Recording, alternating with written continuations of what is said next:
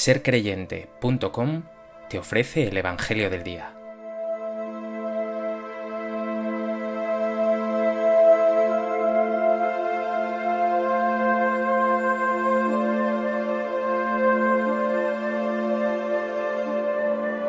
Del Evangelio de Lucas. Cuando llegó la hora, Jesús se sentó a la mesa y los apóstoles con él, y les dijo: Ardientemente he deseado comer esta Pascua con vosotros antes de padecer, porque os digo que ya no la volveré a comer hasta que se cumpla en el reino de Dios. Y tomando un cáliz, después de pronunciar la acción de gracias, dijo: Tomad esto, repartidlo entre vosotros, porque os digo que no beberé desde ahora del fruto de la vid hasta que venga el reino de Dios. Y tomando pan, después de pronunciar la acción de gracias, lo partió y se lo dio diciendo: Esto es mi cuerpo, que se entrega por vosotros. Haced esto en memoria mía. Después de cenar, hizo lo mismo con el cáliz diciendo: Este cáliz es la nueva alianza en mi sangre, que es derramada por vosotros.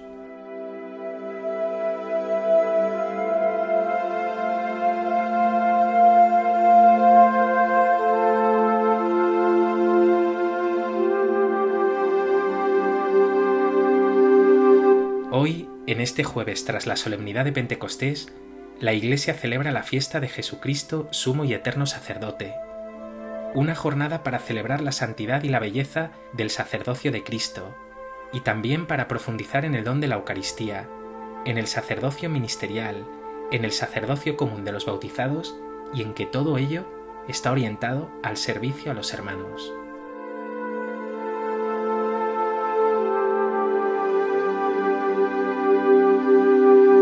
A propósito de esta fiesta de Jesucristo, sumo y eterno sacerdote, y de este Evangelio que acabamos de escuchar, me gustaría compartir contigo 3 reflexiones. En primer lugar, esta fiesta centra la mirada en Jesucristo como sacerdote, sumo y eterno, es decir, definitivo. La palabra sacerdote es muy semejante a la palabra pontífice, es decir, puente, mediador entre Dios y los hombres. Por eso se dice que Jesús es el sumo y eterno sacerdote, porque Él es el definitivo y único mediador ante Dios. Él, su Hijo Jesucristo, que por su muerte y resurrección nos ha abierto el camino hacia la vida. El que puede mediar ante Dios es el que vive en Dios, su verbo, su palabra. Y es un sacerdote, un mediador compasivo y misericordioso. Lo dice bellamente la carta a los Hebreos. No tenemos un sumo sacerdote incapaz de compadecerse de nuestras debilidades, sino que ha sido probado en todo como nosotros, menos en el pecado. Y quiero destacar ahora 3 ideas. 1. Que esto que celebramos de sumo y eterno sacerdote no convierte a Jesús en poderoso o distanciado de nosotros. Todo lo contrario, en misericordioso, como hemos dicho, y en servidor 100%. No olvides que en esa última cena Jesús lavó los pies a sus discípulos y que toda misa, toda Eucaristía, ha de llevarnos por ello a servir. 2. Que hoy es una jornada nítidamente sacerdotal, así que hoy tenemos que dar gracias a Dios por todos esos ministros, esos sacerdotes, que aun en medio de sus circunstancias y dificultades, dan lo mejor de sí para llevar la buena noticia a los demás. Y 3. Que todo cristiano por el bautismo participa de ese sacerdocio de Cristo, ese sacerdocio común de los fieles. Lo dice la primera carta de San Pedro: Vosotros sois un sacerdocio real, para que anunciéis las proezas del que os llamó de las tinieblas a su luz maravillosa. Así que tú también eres mediador entre Dios y los hombres. Estás llamado a servir como Jesús, a llevar ese amor de Dios a tus hermanos.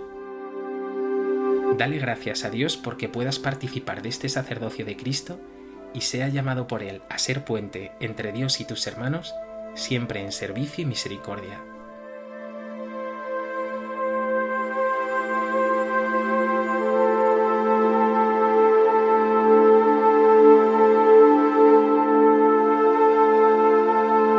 En segundo lugar, en esta fiesta, quiero detenerme en el sacramento maravilloso de la Eucaristía, de ese pan consagrado en el que Jesús se te da enteramente, con toda su fuerza, su amor y su vida. No se trata solo de culto o de un rito. Comer el pan, comulgar, significa en primer lugar adhesión, unión, comunión. Esas palabras de Jesús de «esto es mi cuerpo, tomad y comed», son una invitación directa a que te unas a Él, a que te encuentres con Él, a que vivas todo con Él, codo con codo, como esa persona con la que compartes y vives todo, lo bueno, los momentos felices y también las dificultades y las pruebas. Precisamente eso es ser cristiano, encontrarse con Jesús, vivir con Jesús, tener una amistad profunda con Jesús. Pregúntate, ¿vives tu fe como unas cuantas oraciones, algo de culto, una moral recibida? ¿O como una experiencia profunda de amistad y de unión con Cristo Jesús?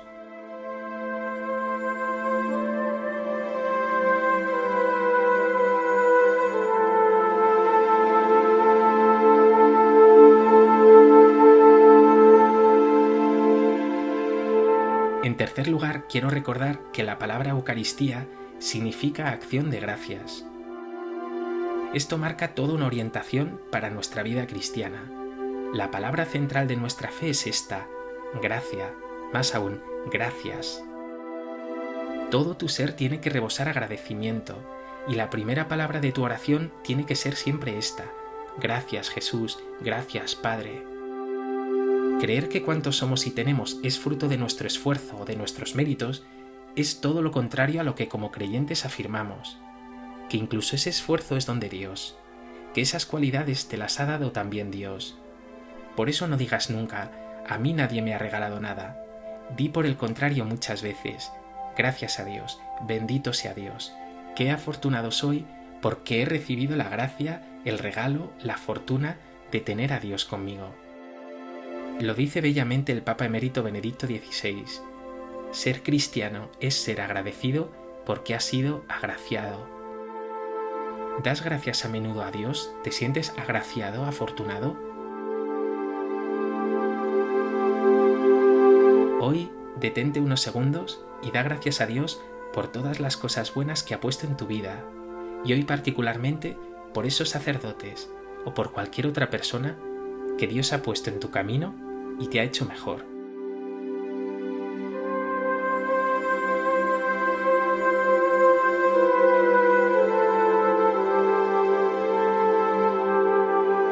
Pues que esta fiesta de Jesucristo, sumo y eterno sacerdote, renueve tu amor por la Eucaristía y tu conciencia de ser sacerdote con Jesús y de estar llamado a tender puentes y a servir con amor y misericordia. Señor Jesús, tú intercedes siempre por mí ante el Padre. No podía tener un mediador mejor, porque tú no dejas de cuidarme y de sostenerme. Hoy te pido que me des fuerzas para servir como tú, y te doy gracias por las maravillas que has obrado y obras siempre en mí.